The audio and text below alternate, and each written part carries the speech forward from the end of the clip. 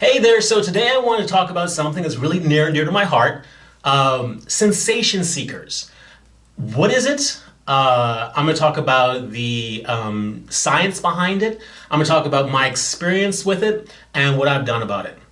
So, if you've not heard of this, sensation seeking is classically shown in. Have you ever seen those people who jump off of cliffs wearing squirrel suits? Like it's those suits with like the wings on it between their legs and arms and their body, and they jump and they soar around. It's like they're extreme sports people. That's a classic example of what a sensation seeker is. It's basically a person who likes thrills. Like that's the way most people think about it. So, it's those extreme sports people. They could be people like rock climbers or skydivers, but not necessarily. If a person is like a person who enjoys rock climbing and they like belong to a club and they do indoor rock climbing, they have a favorite rock they're constantly going up, they're probably not a sensation seeker. But if there's a person who is always upping the challenge level, always making it harder, always trying to figure out how to like push themselves to the limit further, then you probably have a sensation seeker. It's talking the science. Genetically speaking, I've seen a study that says that sensation seeking is associated with the mutation of a particular chromosome. And the mutation has a couple of results apparently, because I've looked at the neuroscience of it, and the chromosome seems to affect two neurochemicals.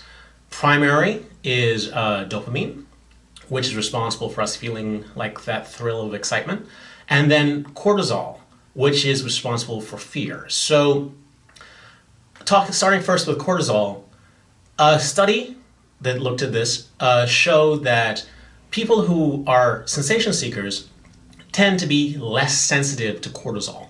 So cortisol, let's say you go to see a scary movie and you don't jump just because something jumped out at you, but you have that sort of impending fear about what's going to happen because you're thrilled by what's going on the screen. That sustained fear sort of thing, that's cortisol going through you. So an example how that might work with sensation seeker is a couple years ago I went skydiving. And when you do that, you go through this class for a little bit and they show you how to roll and stuff like that. And then afterwards you go and you skydive. And I was putting on my jumpsuit. And I went by myself, but there was this woman who came up to me and basically said, "I think I'm going to pee my pants." And I looked at her and asked what any person would ask, which is, "Why?" And she said, "Aren't you scared?" And I went, "No." I wasn't feeling anything. Like I had zero fear at all. Like I didn't even realize that I was supposed to be feeling something, not completely, until she said it. So that's an example of how we're probably having the same amount of cortisol coursing through us, but because of my mutated chromosome, I don't register the fear.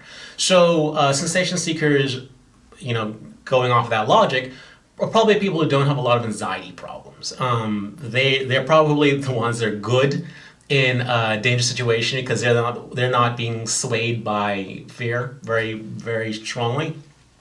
So that's one.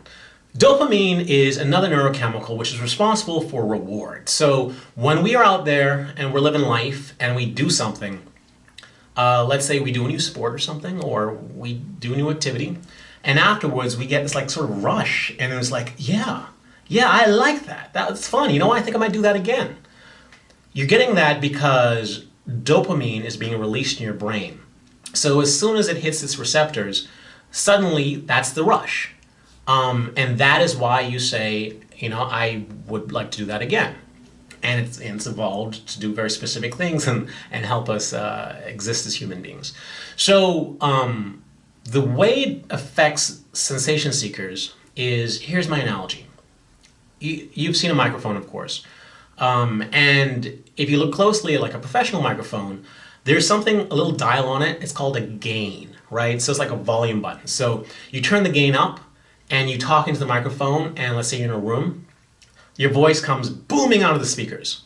So you can turn the gain up and get even louder, or you can turn the gain down, in which case it'll become softer. For sensation seekers, their dopamine receptors, as far as I can understand it, is like that microphone and that gain button.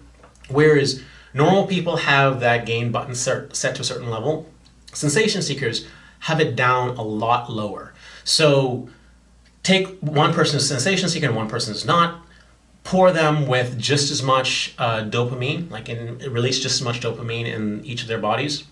One person would feel extremely thrilled.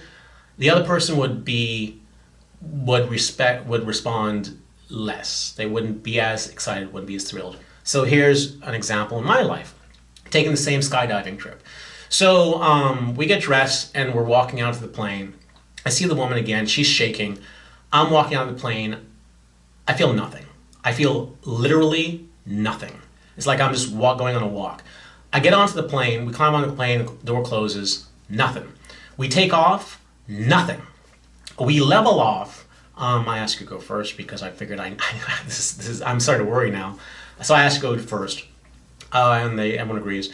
So we get up to level, and then I get attached to the guy I'm jumping with because I'm going tandem.